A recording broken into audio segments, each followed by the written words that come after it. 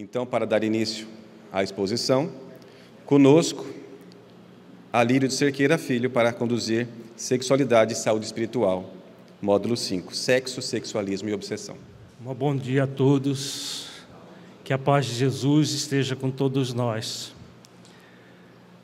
Neste final de semana, nós refletiremos sobre esse tema muito significativo para todos nós, para toda a humanidade, nesses dias que estamos vivendo. Nós estamos fazendo o estudo reflexivo da obra Sexualidade e Saúde Espiritual. Já é o 5º módulo em que refletimos várias questões dessa obra. Neste seminário especificamente, nós refletiremos 2 questões da obra Sexualidade e Saúde Espiritual e buscaremos também nas obras de Filomeno de Miranda e de André Luiz algumas reflexões acerca da questão obsessiva ligada ao sexo e ao sexualismo. Qual é a diferença entre sexualidade e sexualismo? Na obra Sexualidade e Saúde Espiritual, os benfeitores nos colocaram uma diferença muito clara acerca dessas 2 terminologias. Sexualidade é o cultivo do sexo equilibrado, em que o amor prevalece. Sexualismo é todo o processo em que o espírito resolve por praticar o sexo de uma maneira puramente instintiva, puramente material. Para o ser humano, o sexualismo, literalmente, culto ao sexo. Sexual, o sufixo ismo significa cultuar. Então, culto ao que é sexual. Todo o processo de culto ao sexo é uma porta escancarada para o processo obsessivo, conforme nós veremos no seminário. Então, todo e qualquer processo sexualista, seja heterossexualista, seja homossexualista, será uma porta de entrada do processo obsessivo, gerando graves repercussões para o ser, conforme nós veremos ao longo do seminário.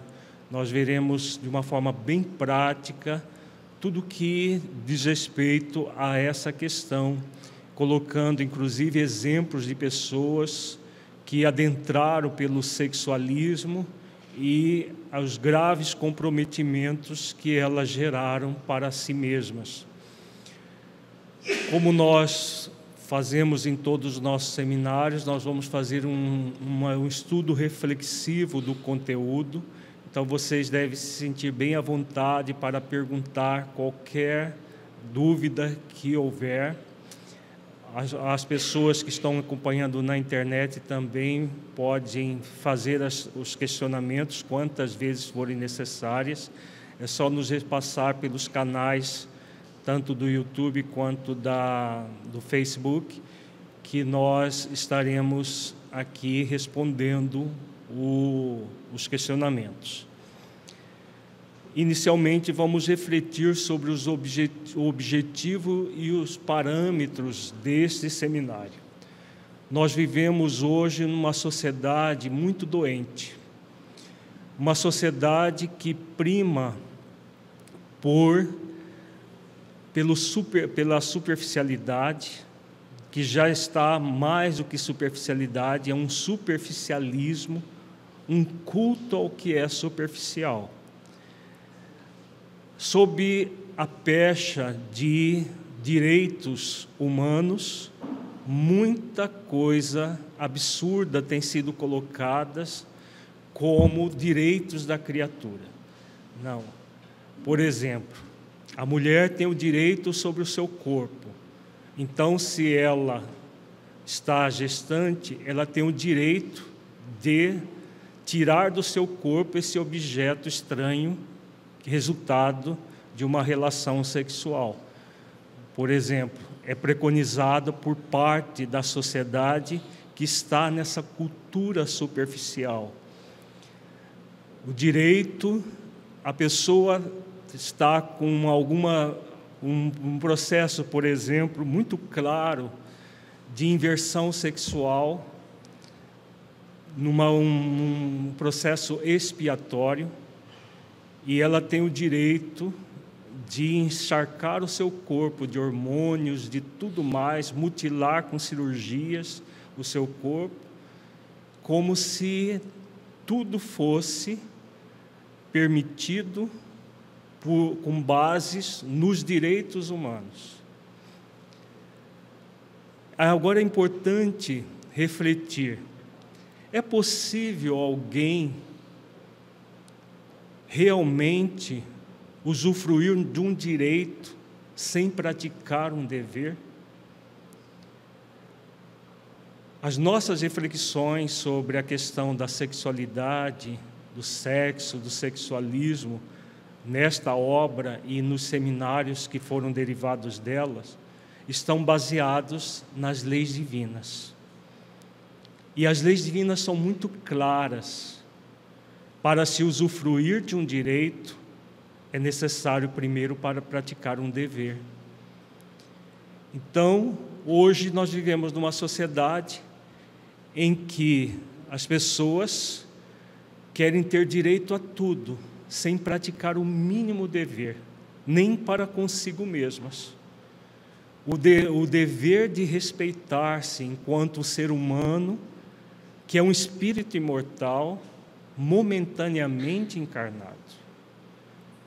E a pessoa passa por tudo, por cima de tudo, para viver as questões transitórias da vida em detrimento das questões existenciais da vida.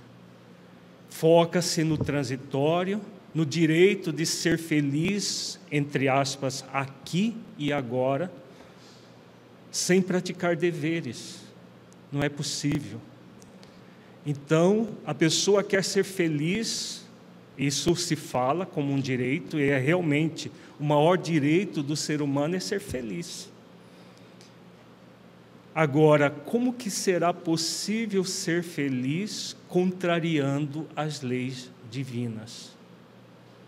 Nós veremos no seminário que todo o processo em que nós nos contrapomos contra as leis divinas, tentando, de alguma forma, afrontar as leis divinas, vai gerar muita infelicidade para o ser. Então, numa sociedade superficial, o que tem acontecido? As pessoas querem ser felizes aqui e agora, não importa como. E como há esse culto ao superficial, como ao culto ao hedonismo, ao prazer acima de tudo, sem um esforço de refletir qual o sentido de tudo isso, o que tem acontecido é uma sociedade cada vez mais infeliz. As pessoas querem ser felizes usufruindo direitos que elas não conquistaram, porque não praticaram os deveres para serem felizes. O dever, por exemplo, de se autoamar, o dever de se respeitar enquanto espírito imortal, o dever de respeitar uma vida que está dentro de um útero, que não é a vida da mulher, é um outro espírito que está ali, que não é o corpo dela, que ela não tem o direito nunca sobre um outro corpo, ela tem o direito de fazer com o corpo o que ela quiser, mas ela tem o dever de preservá-lo também. Então, tudo isso que nós temos vivido na sociedade é falta de parâmetros. Os nossos seminários têm tido como objetivo esclarecer aqueles que manifestam, têm tendências, no caso deste seminário específico, as obsessões ligadas ao sexo, a terem uma visão do tema com base na lei de amor, justiça e caridade, de modo que possam ressignificar posturas em um processo autotransformador, fundamental para a conquista da felicidade. Sem respeito profundo à lei maior, a lei de amor, justiça e caridade, ninguém será feliz. Então, esse culto ao sexo que nós vivemos nos nossos dias, num superficialismo frente à vida, é uma afronta à lei de amor, justiça e caridade. E como uma afronta à lei de amor, justiça e caridade, jamais vai produzir algo bom. Então, hoje, nós vivemos numa sociedade muito doente, haja vista, por exemplo, o número de pessoas depressivas, suicidas, que tem se ampliado cada vez mais. É muito paradoxal. Nunca se buscou tanto, entre aspas, a felicidade. Nunca se buscou tanto. Se você sente isso, faça isso. Você tem todo o direito de fazer isso. Se você quer que as coisas sejam assim, faça assim. Você tem todo o direito de ser feliz assim. Isso se fala para qualquer coisa que as pessoas desejam. Basta ter o desejo, ela tem todo o direito de fazer. Por quê? Porque ela tem o direito de ser feliz. E aí nós temos uma sociedade cada vez mais infeliz, cada vez mais depressiva, cada vez mais suicídios se aumentam cada vez mais. E dentro dessa área de distúrbios da sexualidade, distúrbios do sexo, o número de depressivos e de suicidas é muito maior do que na sociedade de modo geral. Quanto mais desequilíbrios de ordem sexual as pessoas cultuam, maior a incidência de depressão e de suicídio. Por quê? Se elas estão fazendo o que elas querem, elas desejam aquilo, elas desejam viver o sexo pelo sexo, por quê que há tanta depressão e tanto suicídio nas pessoas que fazem isso? Exatamente pela infração à lei de amor, justiça e caridade. Ninguém conseguirá ser feliz verdadeiramente sem praticar o dever de amar, de ser justo e de ser caridoso, a começar consigo mesmo. Em se tratando de sexo, de sexualidade, isso também vai ao encontro do outro. Ninguém vai conseguir ser feliz sem amar, sem ser justo e sem ser caridoso com o seu próximo. Então, todas as nossas reflexões, muitas vezes, podem chocar as pessoas que estão focadas nesse superficialismo. Chocar porque a base é a lei maior de todos os nossos seminários. É a base de tudo que nós refletimos.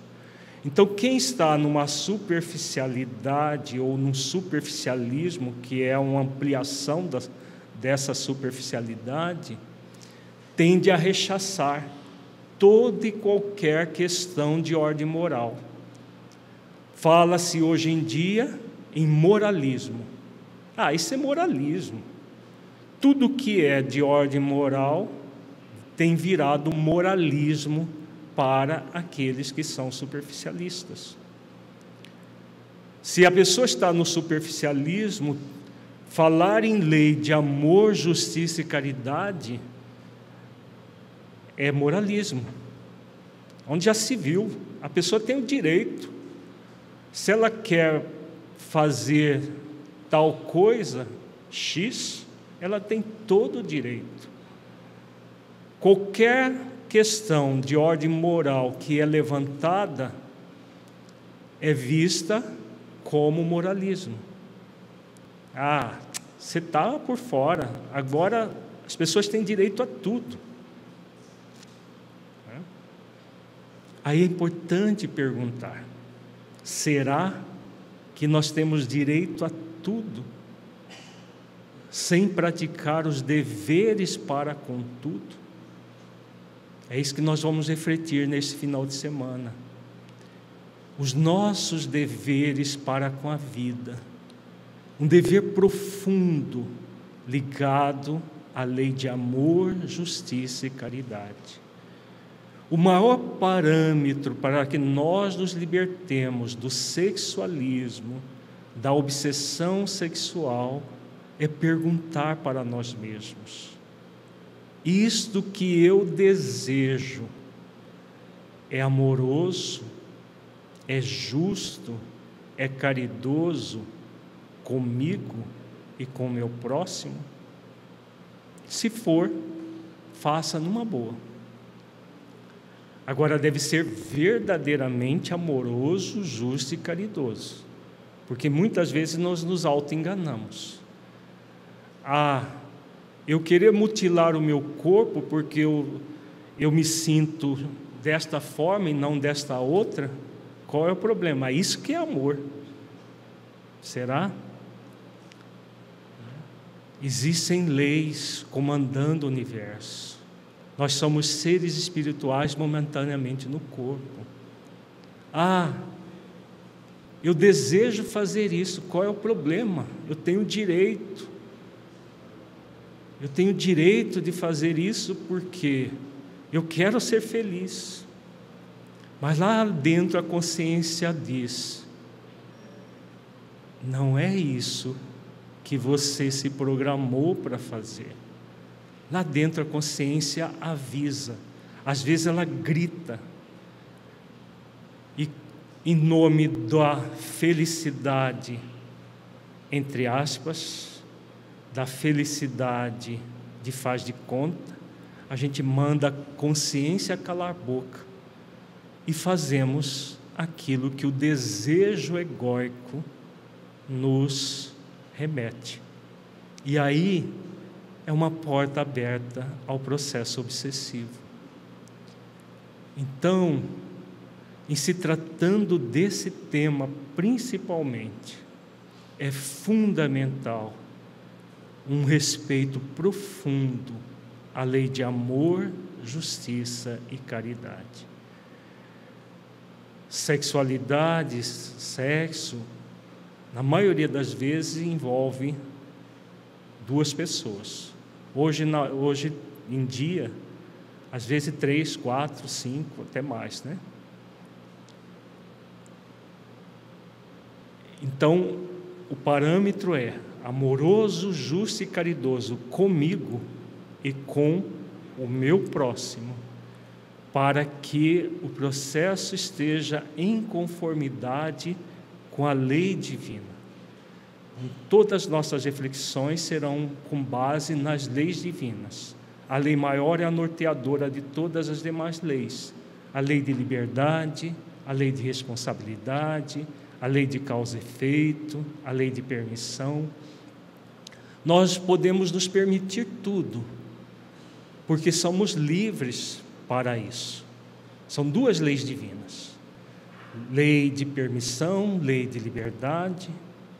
Agora vamos lembrar daquilo que o apóstolo Paulo nos ensina: tudo nos é lícito, porque está dentro da lei divina, mas nem tudo nos convém.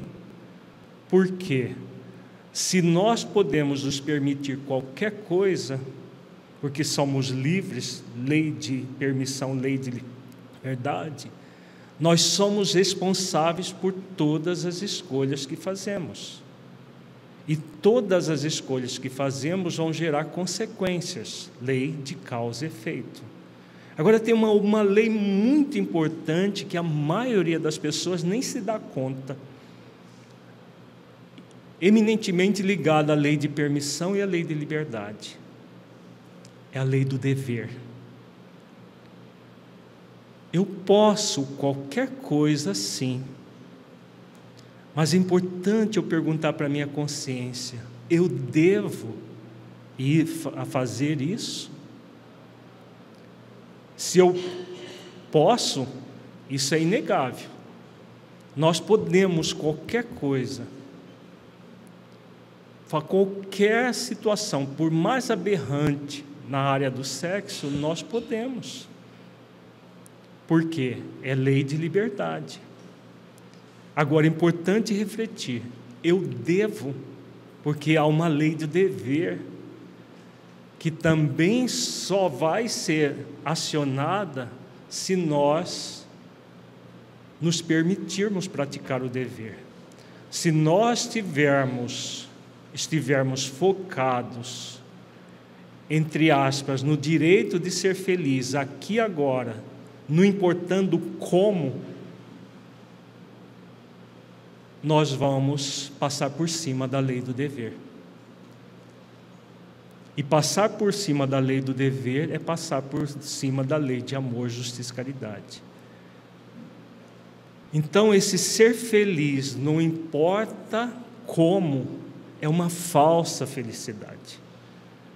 Então, hoje nós vivemos uma sociedade que prima pela falsa felicidade, principalmente envolvendo o sexo, o sexualismo, abrindo portas, às vezes porteiras enormes, portões enormes à obsessão.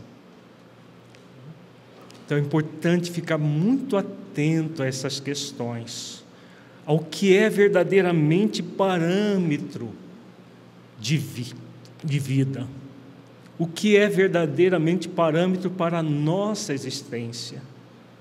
É o cantor da moda? É o funkeiro?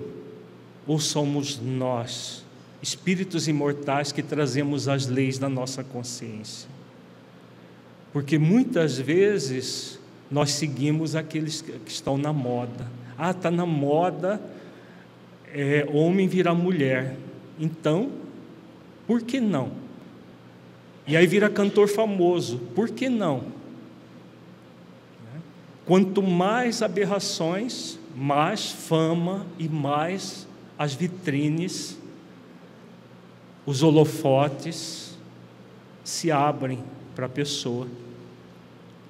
E aí, numa sociedade superficialista, numa sociedade hedonista, que cultua o prazer pelo prazer, muitos estão dizendo: por que não? Por que eu não posso? Pode tudo. Agora, eu devo tudo? É uma pergunta consciencial muito importante, porque a lei do dever tem sido muito vilipendiada e é uma das causas muito graves do processo da obsessão, conforme nós veremos nos vários textos que estudaremos. São poucos aqueles que hoje querem praticar os deveres. Queremos usufruir direitos. Ah, não, mas eu tenho direito ao prazer. Sim, você tem direito ao prazer. Mas você tem o dever de buscar esse prazer de uma forma equilibrada, harmonizada. Que o prazer do orgasmo não seja o condutor da sua consciência. Que o prazer seja conseguido pela paz de consciência, não por um prazer que dura segundos e logo vem,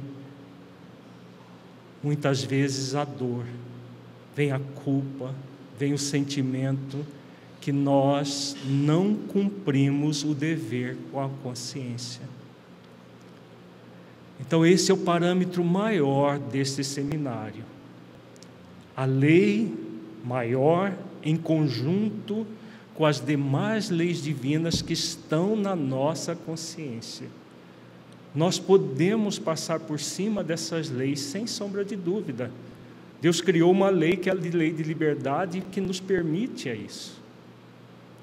Mas as consequências serão muito dolorosas.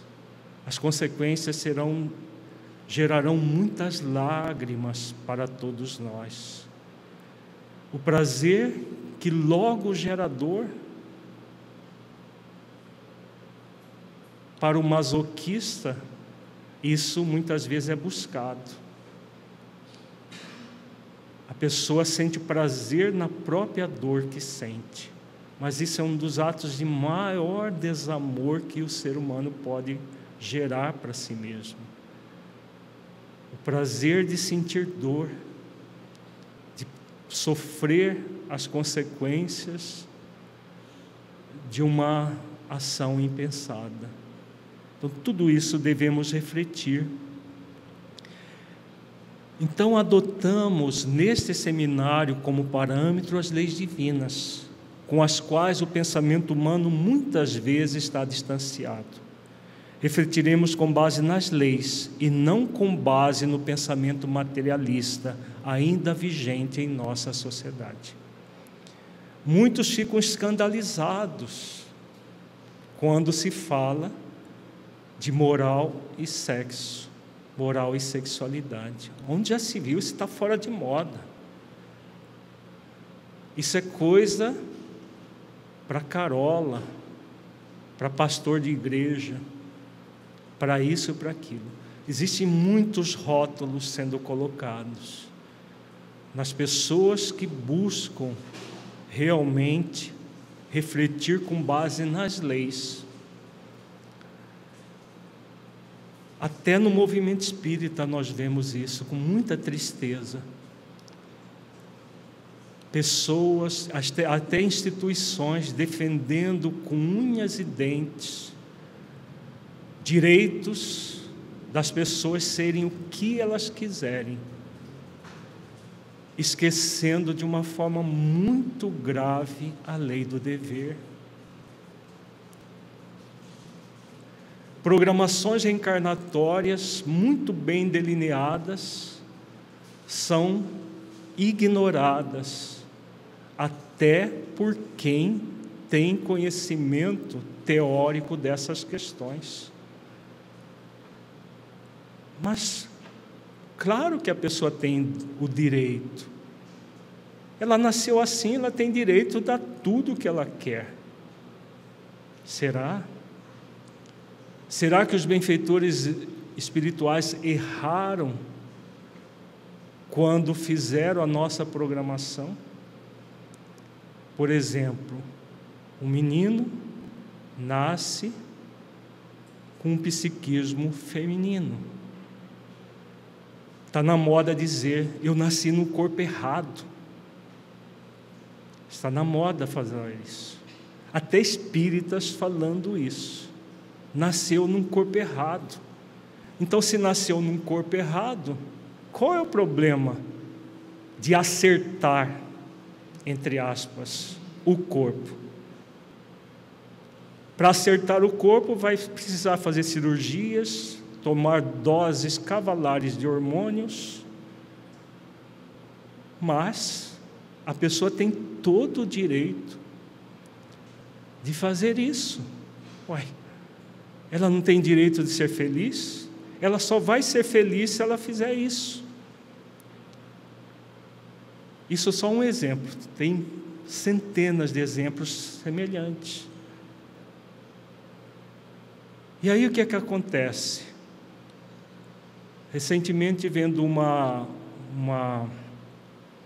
reportagem, muitos dos chamados hoje transexuais que fizeram cirurgias mutiladoras, tomaram doses altíssimas de hormônios, estão em profunda depressão.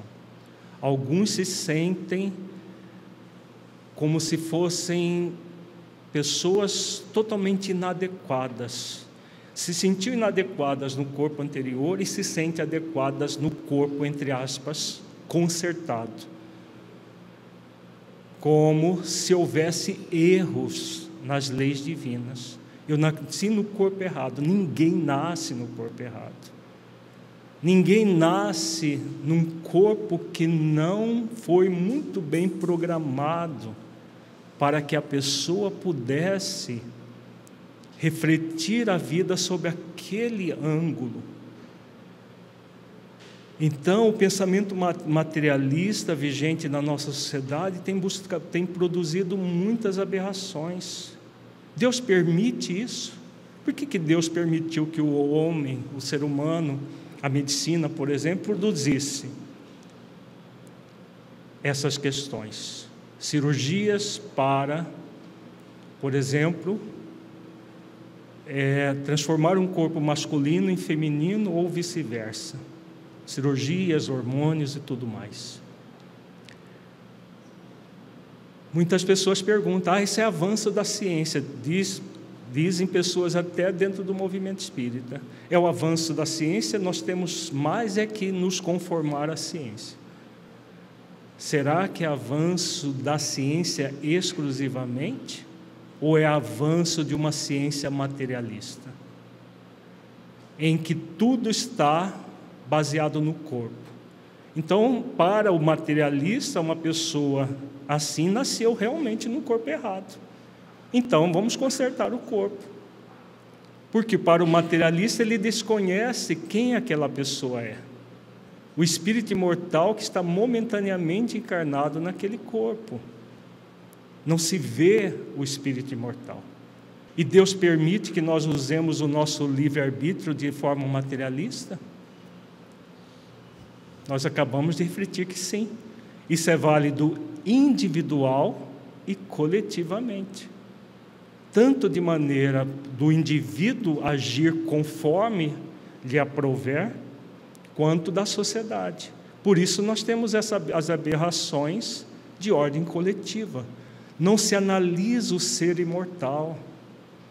Não se avalia, mas por quê? Que esse menino se sente menina? Por que esse menino sente atração por outros meninos, ou esse rapaz? Que essas mudanças acontecem já na puberdade, não na infância. Por quê? Nada disso é analisado à luz das leis divinas, mas por parâmetros materialistas vigente na sociedade. Enquanto nós analisarmos as coisas dessa maneira, nós produziríamos cada vez mais pessoas doentes. Está na moda também dizer que tudo que diz respeito à sexualidade não é mais doença. Outra aberração, fruto do materialismo. O problema já não é mais... Está saindo dos códigos internacionais de doenças uma série de processos que antes era visto como parafilias, por exemplo, que é uma doença ligada ao sexo. Nós não vamos entrar em detalhes porque não é o objetivo desse seminário, nós já analisamos em outro seminário. Quem quiser maiores detalhes, vejam no seminário que já está à disposição sobre as parafilias, sobre a homossexualidade e homossexualismo. Então vejamos que a sociedade vai se tornando cada vez mais permissiva, e nessa permissividade, fruto do pensamento materialista, tudo vai sendo normalizado. Então é normal ser assim. Nós não estamos dizendo que é anormal. nós estamos dizendo que existe umas questões de ordem mais profunda, espiritual, que não estão sendo levadas em consideração. E aí essa normalidade não é tão normal assim. Existem questões a serem refletidas por aquele espírito imortal como convite da vida para que ele pratique os deveres. E aí é importante refletir com o livro dos Espíritos. Deus nunca obra caprichosamente, e tudo no universo se rege por leis, em que a sua sabedoria e a sua bondade se revelam. O livro dos Espíritos, questão 1003. Não foi consultando-lhes a vaidade que Deus formulou as leis da natureza. O livro dos Espíritos, questão 205A. Então vejamos, esses são os parâmetros de Deus. Os parâmetros de Deus não são realizados consultando-se uma humanidade ignorante. É a causa suprema do universo, a inteligência suprema, que, com a sua sabedoria, a sua bondade, como diz os benfeitores, formulou as leis. As leis, como diz a questão 616 do Livro dos Espíritos, existem para que sejamos felizes. Agora, essa felicidade vai ser conquistada cumprindo-se as leis, e não nos afastando das leis. Então, o nosso convite para este final de semana, vejamos tudo que nós refletiremos neste final de semana, com base na lei de amor, justiça e caridade, na lei de liberdade, de responsabilidade, lei de permissão e lei do dever. Qualquer questionamento que nós façamos, mas isso eu tenho direito, lembremos, para usufruir um direito, é fundamental praticar um dever antes. Você nunca vai usufruir verdadeiramente de um direito sem praticar um dever. Ninguém vai ser feliz fazendo o que deseja sexualmente sem antes praticar o dever para consigo mesmo, com base na lei maior de amor, justiça e caridade. Tudo mais é ilusão, tudo mais é fogo fato. Vem, os nossos desejos se aguçam, se intensificam, mas nós nos distanciamos da felicidade quando agimos assim. Então, reflitamos nesse final de semana com muita abertura no coração sobre o sexo, a sexualidade, para que ela não vire sexualismo, e a obsessão como um processo que gera muito sofrimento para o espírito, de modo que nós reflitamos como nos libertar da obsessão.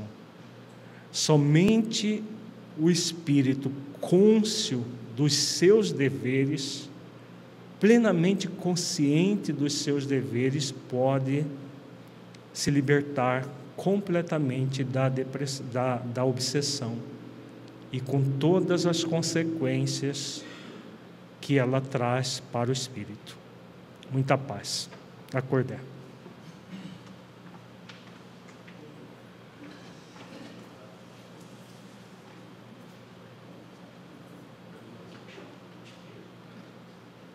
Bom dia, queridas almas e irmãs. Que possa Jesus prosseguir nos envolvendo nas doces vibrações do seu amor e da sua paz. Atire a primeira pedra aquele que estiver sem nenhum pecado. nos coloca Jesus. O que Jesus vem nos ajudar a refletir?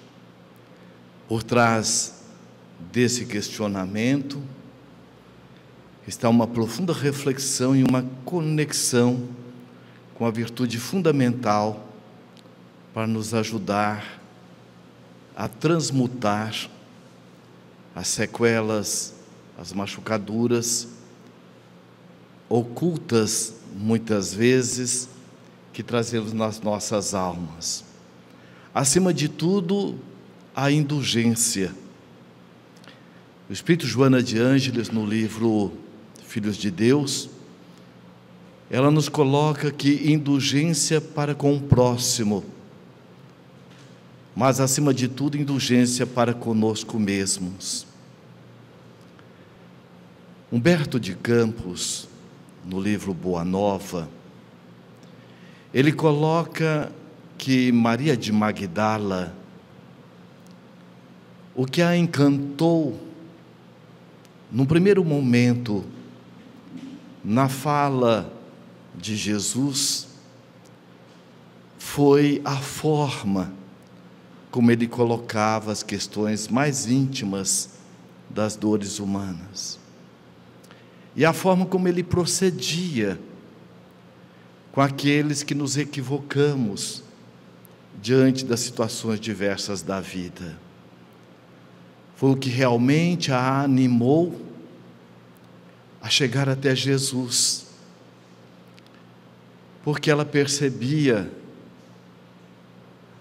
que, por mais que ela vinha buscando até aquele momento, ela não havia encontrado o verdadeiro amor. E que a busca que ela fazia foi como ela havia aprendido, na busca para fora. Mas com Jesus, ela percebeu diferente, que a fonte inesgotável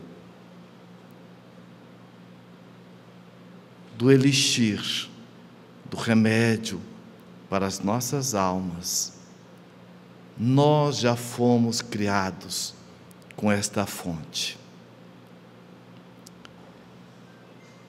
A psicologia ela é muito clara quando ela diz que as nossas compulsões, a gula, compra compulsiva, o sexo desvairado, projeção social, está ocupando o lugar de alguma coisa, de algo que intimamente nós não estamos nos ofertando. Os estudiosos do comportamento humano, principalmente na área da sexualidade, afirmam que por trás de toda essa nossa busca sexual há uma carência afetiva.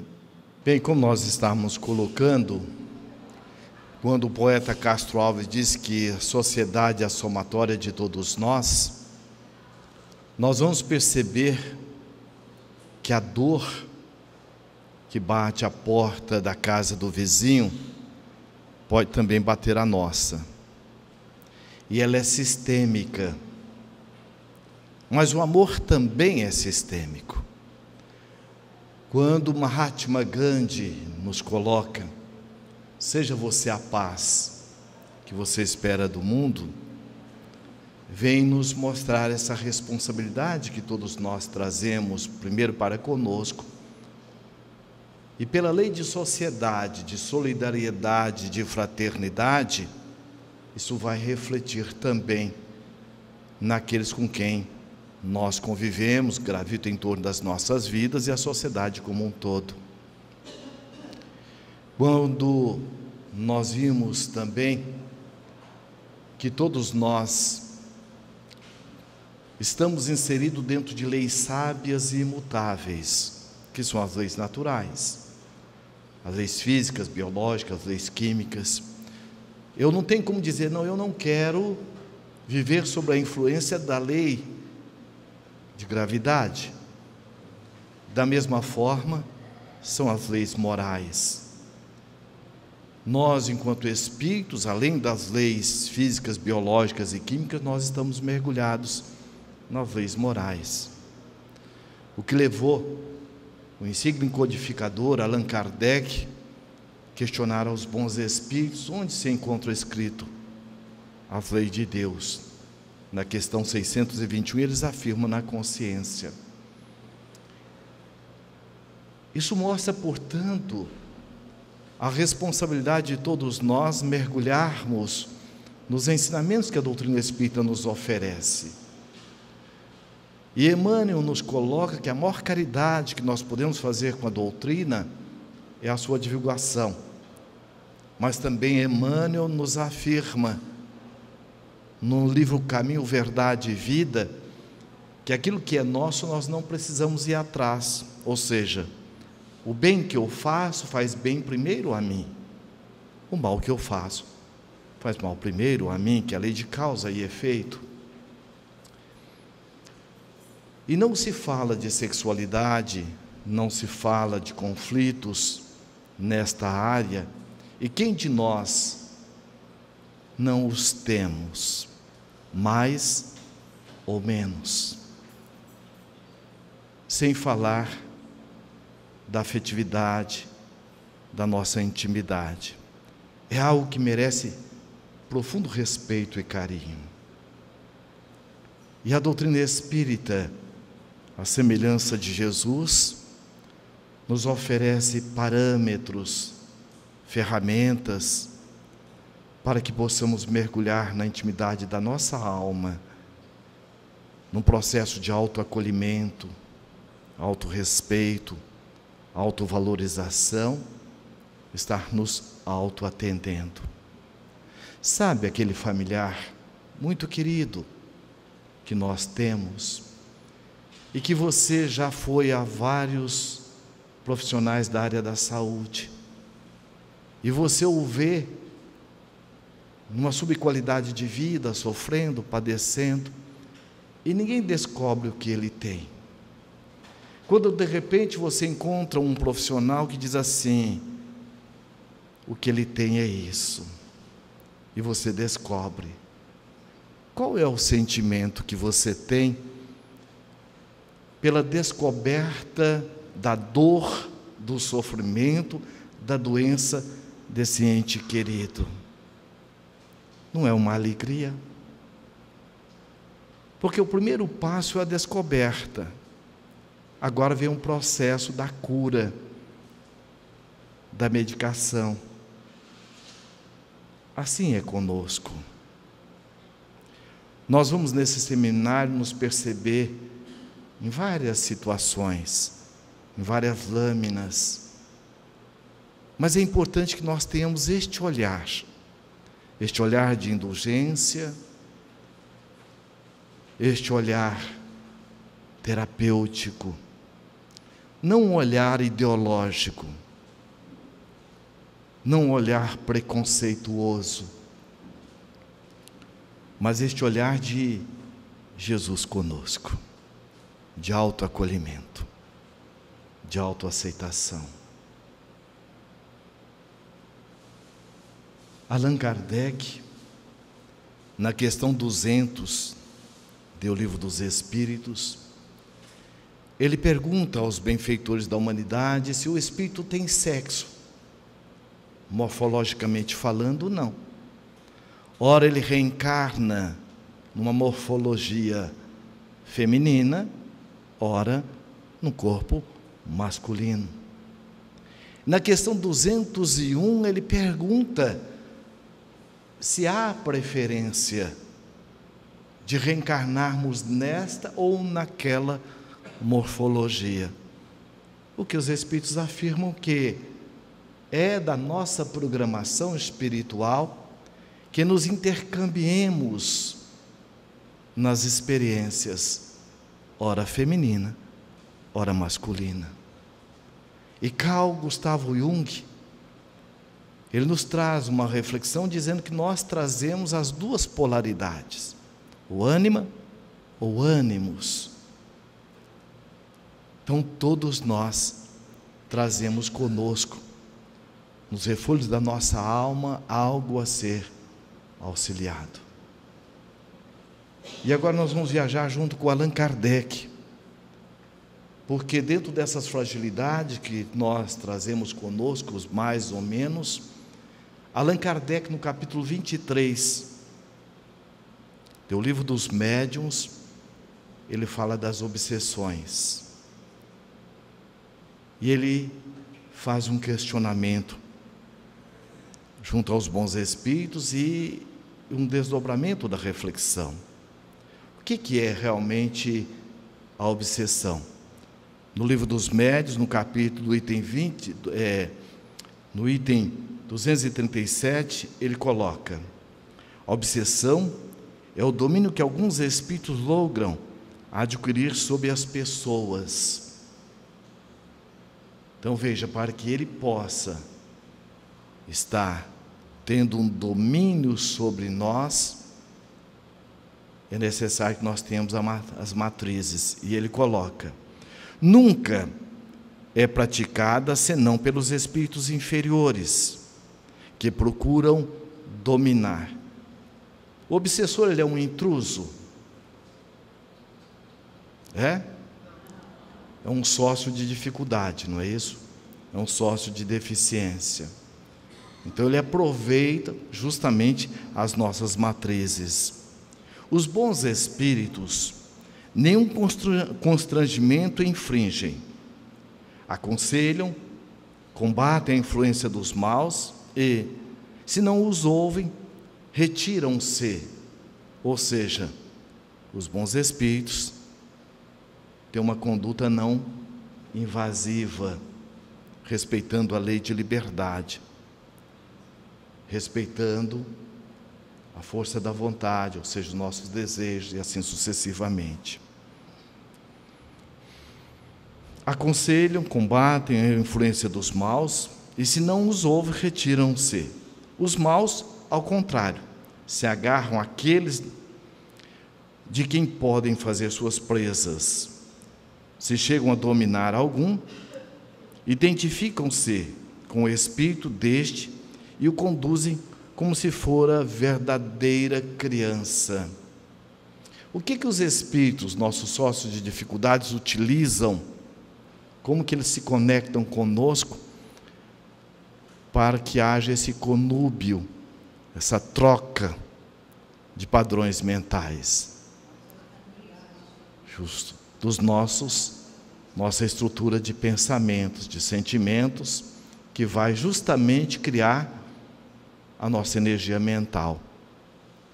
Se nós deixamos um açucareiro aberto, ele enche de formiga. O açucareiro criou a formiga? Não. A formiga tem a propriedade de sentir o cheiro do açúcar. E os espíritos são atraídos pelo que em nós? Justo, pela nossa energia mental, que é a somatória dos tipos de pensamentos que nós nutrimos. No livro Tormentos da Obsessão, na página 66 e 67, nós temos aqui uma palestra que foi colocada e Manuel Filomeno de Miranda nos traz aqui a reflexão. Iniciando de forma sutil e perversa o processo obsessivo, a obsessão, salvados casos de agressão violenta, instala-se nos painéis mentais, através dos delicados tecidos energéticos do perispírito, até alcançar as estruturas neurais, perturbando as sinapses e a harmonia do conjunto encefálico. Ato contínuo, o quimismo neuronial se desarmoniza face à produção desequilibrada de enzimas que irão sobrecarregar o sistema nervoso central, dando lugar aos distúrbios da razão e do sentimento. O que Filomeno de Miranda está nos colocando aqui? Como isso se dá? Aqui é texto. E qual é o contexto? Os espíritos vêm do nada? Ou seja, nós produzimos ou nós proporcionamos o que André Luiz chama do plug mental. Da mesma forma que nós vamos ligar uma tomada, é preciso que tenha um pino correspondente à tomada que é a receptora. Da mesma forma, nós também nos afinizamos com os nossos padrões mentais, com a nossa estrutura de pensamento, que vai interferir neuroquimicamente no nosso cérebro. Conforme nós pensamos, nós estimulamos este laboratório mental, que é o cérebro, a produzir a química correspondente ao nosso padrão mental. E os espíritos, que são os nossos sócios de dificuldades, de deficiências, pelo processo da afinidade, eles vão estar junto conosco nessa estimulação neuroquímica. Daí a importância do que disse Jesus: vigiai e orai. E vamos perceber que em nenhum momento, quando Allan Kardec trata no capítulo 23 do livro dos médiuns do processo obsessivo, em nenhum momento o obsediado deixa de ter o olhar amoroso e assistência, principalmente do seu anjo de guarda e dos bons espíritos. E a todo momento ele é estimulado pelos bons espíritos a ter flashes de lucidez, de consciência, para que ele possa fazer a tomada da sua casa mental. E aí vimos, como nós vimos anteriormente, na lâmina anterior, os bons espíritos não nos abandonam, não abandonam o obsediado, afasta, mas fica sempre atento a auxiliá-lo.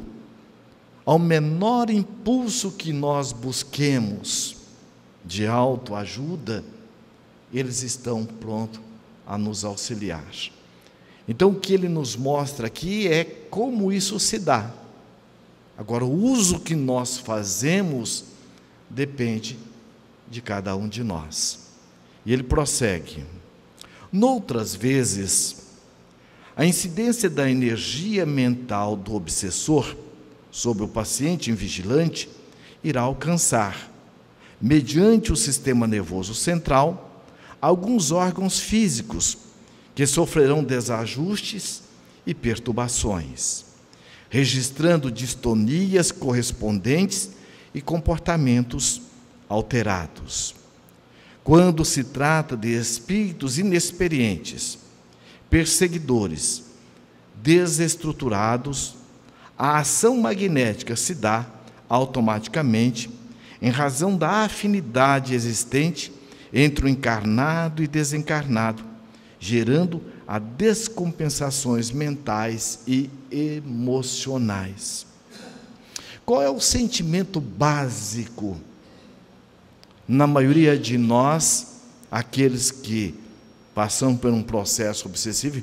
E vejamos que o processo obsessivo, Allan Kardec coloca muito bem no capítulo 23, desde a obsessão simples, aquela irritabilidade, aquela alteração de humor, aqueles pensamentos desconexos, ao processo da fascinação, onde se dá agora de forma mais acentuada essa envolvência dos nossos sócios de dificuldades, em que nós passamos a fugir das pessoas que dizem aquilo que nós temos necessidade de ouvir, e buscamos as pessoas que dizem aquilo que nós queremos ouvir nesse processo de fascinação. Tem diferença? Tem. E aí, quando nós não nos damos atenção devida a este processo, porque a obsessão ela não se dá abruptamente, a não ser aqueles casos que nós já trazemos conosco, mas todo ele é um processo que nos possibilita tomar consciência de quem nós somos, no processo em que nós estamos, para chegar na subjugação, Então nós vamos perceber que, quando Filomeno de Miranda nos faz esse relato, nós vamos observando que este processo ele se dá de forma progressiva, paulatina. E quando o espírito, numa injunção mental sobre o obsediado, ele alterando o seu padrão mental, em virtude da própria tendência que nós já trazemos, ele vai também interferir no quimismo cerebral, que vai também alterar as conexões das sinapses neuronais, e a ponto em que a pessoa passa agora, quando Allan Kardec coloca, da subjugação, em que fisicamente ele passa agora a sofrer as influências das injunções mentais do obsessor. E quando muitas vezes, como ele coloca muito claro aqui, que esse obsessor, ele me traz essa influência e a inexperiência de como isso se dá, nós muitas vezes nos lançamos em dificuldades maiores. Então a importância que tem o esclarecimento que a doutrina espírita nos possibilita desses mecanismos que todos nós estamos mergulhados.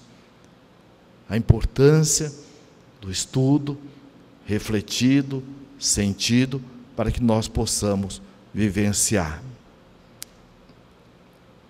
Portanto, ele prossegue: todavia, à medida que o espírito se adestra no comando da mente da sua vítima, percebe que existem métodos muito mais eficazes para uma ação profunda, passando então a executá-la cuidadosamente. Hermínio de Miranda, no livro Diálogo com as Sombras, ele coloca que os espíritos utilizam de N técnicas. Imagina hoje. Então eles nos filmam, eles estudam os nossos hábitos, a nossa estrutura de pensamento. Aquela pessoa que tem um pensamento pessimista, negativista. No caso em que nós estamos estudando, dos conflitos da nossa sexualidade, como que eu lido? Eu lido com um sentimento de culpa, eu lido com um sentimento, muitas vezes, de autocensura, autocrítica, e os espíritos aproveitam principalmente qual sentimento? Qual que é o maior sentimento que inibe todo o nosso potencial criativo? A culpa. Então, no movimento da culpa, eu confundo o que eu fiz, ou o que eu tenho, o que eu sinto, com quem eu sou.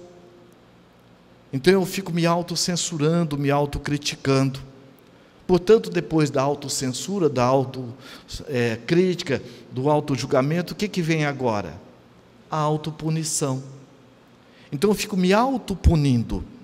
E me autopunindo, o que acontece? Eu me cerceio, é como se eu tirasse de mim o direito que todos nós trazemos de ser feliz, através da busca do exercício da reparação, da mudança, do esforço para conquistarmos aquilo que é de direito de todos nós e que nós já trazemos dentro de nós.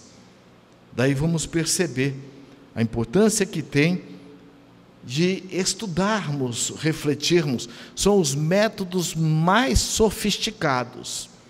E aqueles espíritos, nós vamos ver logo mais, que muitas vezes são inexperientes dentro deste processo da obsessão, mas que traz o sentimento da vingança sobre o seu obsediado, eles também recebem orientações de espíritos e treinamentos para ampliar as suas técnicas obsessivas.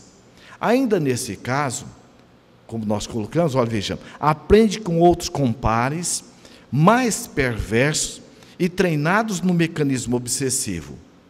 As melhores técnicas de aflição, agindo conscientemente nas áreas perispirituais do desafeto, nas quais implanta delicadas células acionadas por controle remoto, que passam a funcionar como foco destruidores da arquitetura psíquica, irradiando e ampliando o campo vibratório nefasto, que atingirá outras regiões do encéfalo, prolongando-se pela rede linfática a todo o organismo, que passa a sofrer danos nas áreas mais afetadas, ou seja, nas áreas afetadas.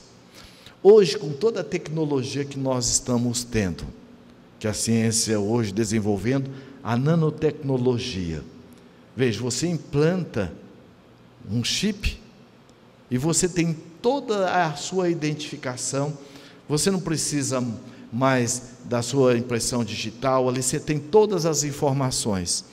Imaginemos no mundo espiritual.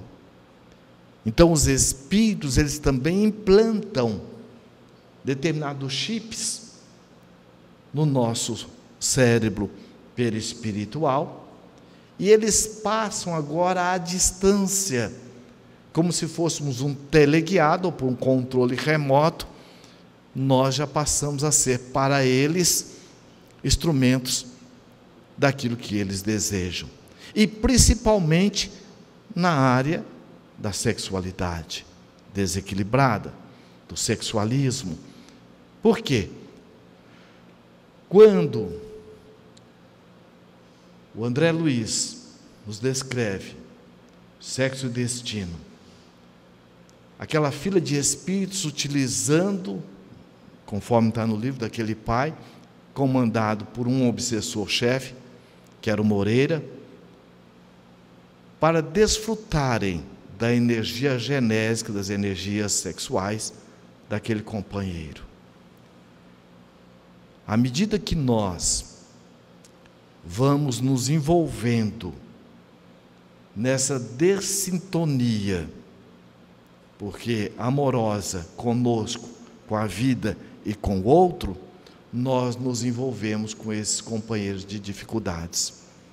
O que nos afirmou Jesus: quem não é por mim, é contra mim. Ou eu estou a serviço do self, da luz, do amor, ou eu estou a serviço da minha sombra. Então a importância que tem de nós estarmos buscando hábitos saudáveis. Joana de Anjos, no livro Momento de Saúde, ela coloca que todos nós temos hábitos saudáveis e hábitos não saudáveis. Na questão 919A do Livro dos Espíritos, Santo Agostinho nos dá toda uma informação de como nós podemos nos ajudar. E quando nós nos distanciamos dessas práticas, naturalmente, nós estaremos sendo um campo amplo, aberto para esse sócio de dificuldades. Daí, muitas vezes, as dificuldades que nós percebemos das nossas mudanças de padrões mentais. Veja o que ele nos coloca. Estabelecidas as fixações mentais, quando nós entramos na monoideia, naquele pensamento vicioso, olha, o hóspede desencarnado lentamente assume o comando das funções psíquicas do seu hospedeiro, passando a manipulá-lo a bel prazer. Então passamos como se fosse um teleguiado, pela própria sintonia. Isso, porém, ocorre em razão da aceitação parasitária que experimenta o enfermo, que poderia mudar de comportamento para melhor, dessa forma, conseguindo anular ou destruir as induções negativas de que se torna vítima. Dentro, então, deste processo obsessivo, nas diversas situações que nos envolve, e aqui principalmente na área da sexualidade, nós vamos entender os conflitos que nós nos mergulhamos, e se não houver a força da vontade para entender, compreender a nossa estrutura de pensamento, que vai gerar em nós os nossos sentimentos, sentimentos, com a força da vontade, vai mudar agora o nosso campo mental, a nossa energia mental. Daí a importância da leitura edificante, ao deitar, ao levantar. Por quê?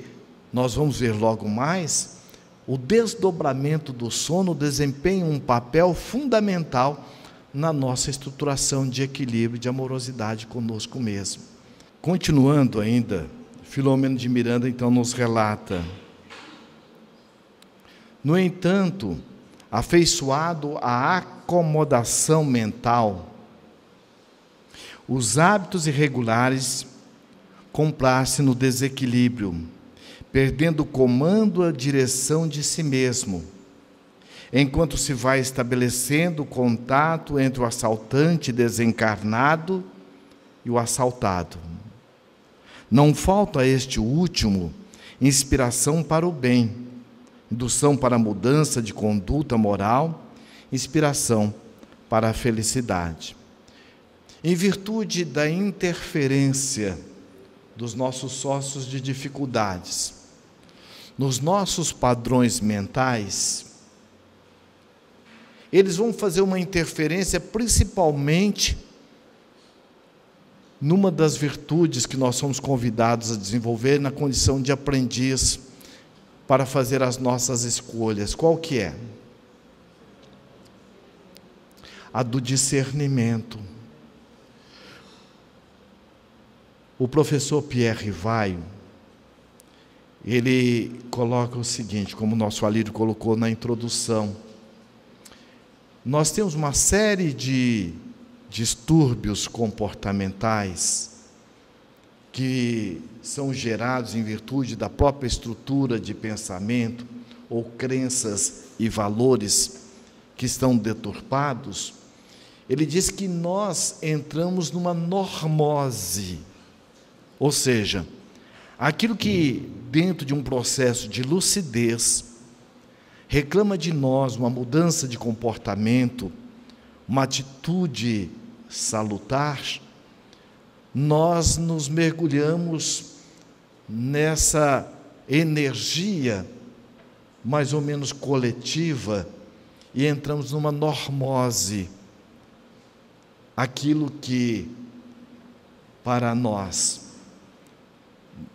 nos solicita uma qualidade melhor de vida, nós ficamos numa subqualidade e não nos damos conta. Porque quando nós estamos vendo hoje a questão do direito da mulher, os direitos diversos, é uma realidade. Mas nós confundimos muitas vezes a lei de liberdade com aquilo que eu tenho enquanto direito. Eu tenho a liberdade de fazer o que eu quiser da minha vida, mas não quer dizer que é o meu direito. Porque o meu direito, acima de tudo, é trabalhar para a minha felicidade. Da mesma forma que todos nós temos o direito de ter uma independência financeira. Mas para que eu possa tê-la dentro de uma visão amorosa, justa, ética, é fundamental que eu trabalhe.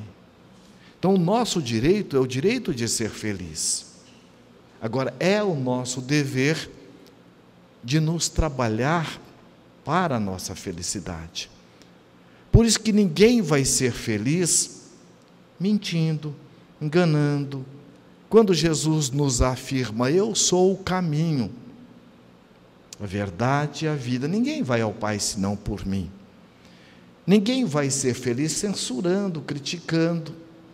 E para eu censurar, criticar o outro, é porque eu tenho esse padrão comigo e muitas vezes não me dou conta que eu também faço isso comigo. E quando aqui o benfeitor nos coloca da importância da nossa mudança de conduta, não é para agradar o outro, é porque a felicidade ela não se dá coletivamente. Ela é um processo individual e intransferível. Então, no processo obsessivo, quando nós estamos nessa sintonia com os nossos sócios de dificuldades, eles nos dão e avivam em nós a noção da felicidade naquilo que nós temos, estamos, ou que fazemos, ou que queremos fazer. e muitas vezes numa dessintonia de quem nós somos. O apóstolo Paulo, ele nos mostra o momento que ele estava também por um processo obsessivo. Quando ele diz assim: o bem que eu quero fazer, eu não faço. O mal que eu não quero, eu faço. Então, nenhum desses benfeitores espirituais alcançaram a excelsitude do amor sem ter passado também pelas mesmas fileiras do sacrifício, dos desafios que nos alcançam hoje. Daí a importância de nós nos autoacolhermos, com base em quem nós somos, este ser amor, Filho de Deus, aprendiz da vida, e nos acolhendo naquilo que nós temos ou estamos. Eu posso ter reencarnado com uma série de matrizes na área da sexualidade atormentada. E um dos meus compromissos no meu programa reencarnatório é me reorganizar dentro dessas matrizes que eu trago comigo, reflexo do ontem. Por isso que quando eu me autoconscientizo e tomo o comando da direção, com base no que eu tenho, e trabalhando paulatinamente naquilo que eu quero me autotransformar, o que é que eu quero fazer com todo esse movimento de perturbação, de desequilíbrio que eu ainda trago comigo? É da minha responsabilidade. Agora, a ajuda não nos falta em nenhum momento. Portanto, a obsessão, ela não é uma via de mão única. Quando o apóstolo Paulo diz: estamos envoltos por uma nuvem de testemunhas. Eu posso ter um envolvimento e um movimento de auto-obsessão, mas inevitavelmente eu estou dividindo o que eu estou produzindo com aqueles que gravitam em torno de mim. Da auto-obsessão, eu passo a ter um conluio de perturbação e desequilíbrio. E sou responsável direto pelas minhas ações. E corresponsável por aquelas ações que negligentemente eu deixo de tomar. Agora, é fundamental que em nenhum momento é pelo caminho da censura, da crítica, que nós vamos nos ajudar. Pelo contrário, amar o próximo como a si mesmo. Nosso alívio agora.